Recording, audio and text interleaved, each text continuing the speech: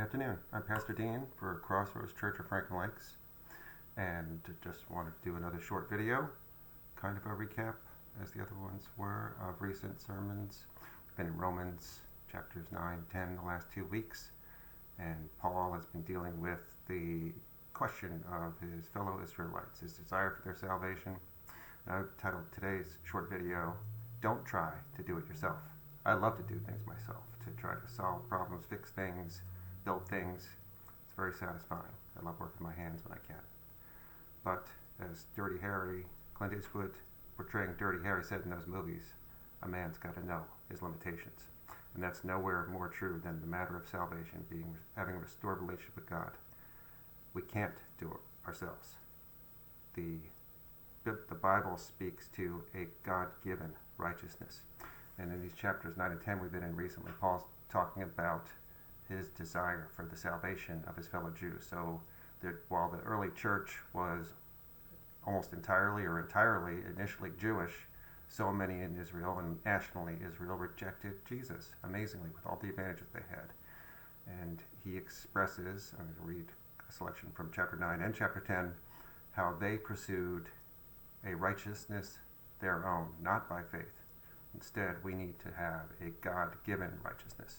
Romans 9, verses 31 and 32. But that Israel, who pursued a law that would lead to righteousness, did not succeed in reaching that law. Why? Because they did not pursue it by faith, but as if it were based on works. They have stumbled over the stumbling stone. And then this past Sunday, chapter 10, the first 4 verses. Brothers, my heart's desire and prayer to God for them is that they may be saved.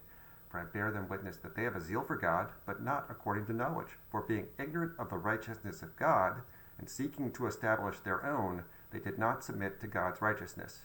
For Christ is the end of the law for righteousness to everyone who believes.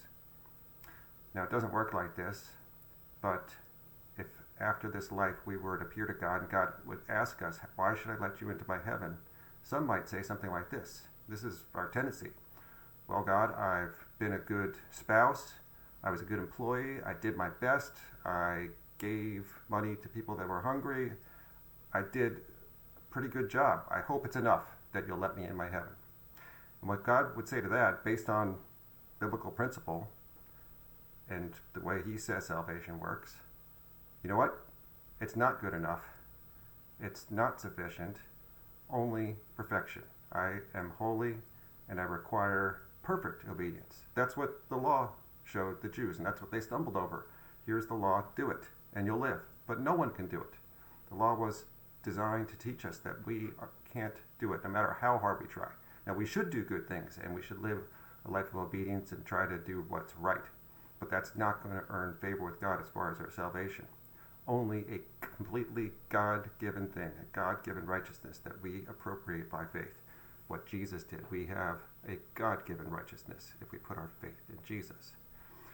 Jesus said, my burden is light. And that's what he means about salvation, about appropriating and having a restored relationship with God. Matthew 11, verses 28 to 30. Come to me, all who labor and are heavy laden, and I will give you rest. Take my yoke upon you and learn from me, for I am gentle and lowly in heart, and you will find rest for your souls. For my yoke is easy and my burden is light. As far as salvation is concerned, we don't have to exert effort. We exert effort and are obedient and do good works because we respond to what God has done for us in giving us a God-given righteousness, not to earn favor with him. 1 John 5:12 explains